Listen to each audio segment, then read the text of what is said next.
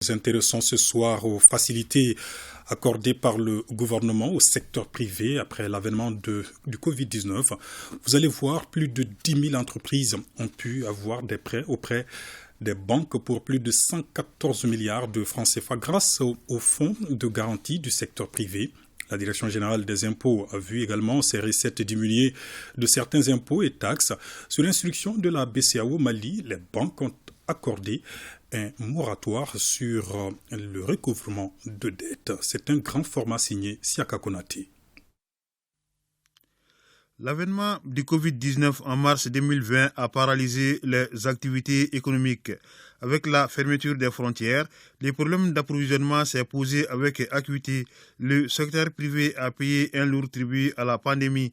Beaucoup d'entreprises ont dû fermer, mettant en chômage technique leurs salariés. C'est pourquoi les patronats, la Chambre de commerce et les groupements professionnels ont proposé aux autorités un plan de sauvetage contenant des mesures d'accompagnement. Ainsi, au niveau du système bancaire, un moratoire de 6 mois a été accordé sur les dettes.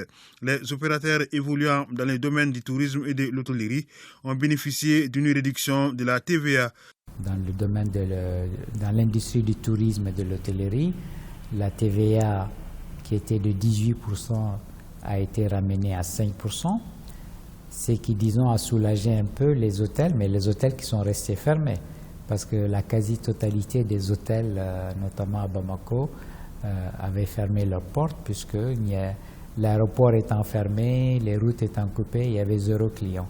Donc cette mesure a quand même contribué à relancer un temps soit peu, disons, les activités. La BCEAO, donc notre institut d'émission, a décidé que les banques pouvaient accorder des moratoires sur les dettes, sur les emprunts des entreprises, ce qui a permis quand même de soulager les entreprises. Imaginez des entreprises qui sont en difficulté dues à la pandémie, certaines qui sont même fermées.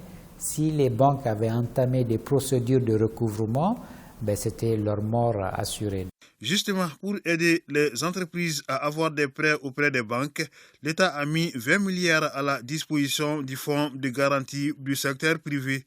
Initialement, ce montant devait garantir 3 000 entreprises, mais plus de 10 000 en ont bénéficié pour plus de 114 milliards. Avec 20 milliards déposés dans nos comptes, et pour conforter ceux qui octroient le crédit et en contrepartie de notre garantie, il y a la possibilité que nous fassions 20 milliards multipliés par 5, soit 100 milliards. Je pense que c'est l'objectif qui était assigné en termes de garantie pour pouvoir lever 100 milliards de garantie, pour pouvoir lever au moins 125 milliards de financement. La situation au 30 septembre 2022 fait ressortir 10 003 entreprises bénéficiaires pour un montant mobilisé de 114 milliards de francs CFA. Et à la date du 30 septembre, nous étions singulièrement à 53 200 emplois sauvegardés. En fiscalité intérieure, les mesures de soutien aux entreprises ont porté sur les remises d'impôts, l'État ayant renoncé au produit de la contribution forfaitaire à la charge des employeurs et la taxe logement.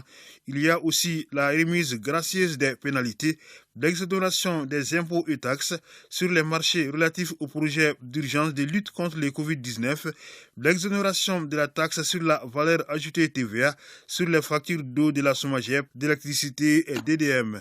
Si on prend l'exonération de la TVA sur les factures d'eau et d'électricité, l'incidence a été évaluée à 8 766 millions.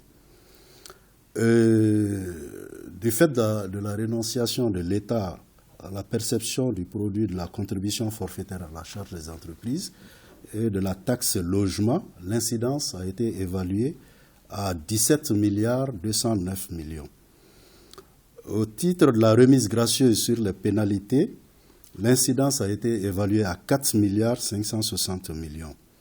Enfin, en ce qui concerne l'exonération d'impôts et taxes dus sur les marchés publics, l'incidence a été évaluée à 9 540 millions au 31 décembre 2021.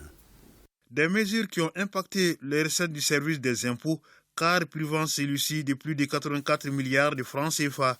En 2020, début de la pandémie de la Covid-19, les prévisions initiales de la Direction générale des impôts étaient fixées à 1005 milliards 725 millions. Ces prévisions ont été corrigées suite à un collectif budgétaire pour les ramener à 914 milliards 125 millions, soit une diminution absolue de 91 milliards 600 millions. Il faut rappeler qu'en 2020, la DGI a recouvré 921 milliards 160 millions sur une prévision révisée de 914 milliards 125 millions.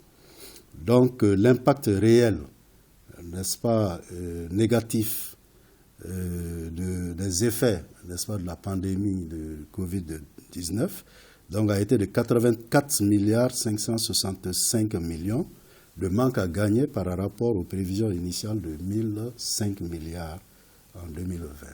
Au patronat, ces mesures sont jugées insuffisantes mais bénéfiques. Les nouveaux bureaux du CNPM travaillent avec les autorités de la transition à la relance de l'économie nationale. Il faut préparer la relance de l'économie. La pandémie est derrière nous. L'État a fait ce qu'il a pu. Les mesures que l'État avait prises il y a 2 ans, ces mesures, même si elles sont limitées, ont quand même aidé les entreprises du secteur privé.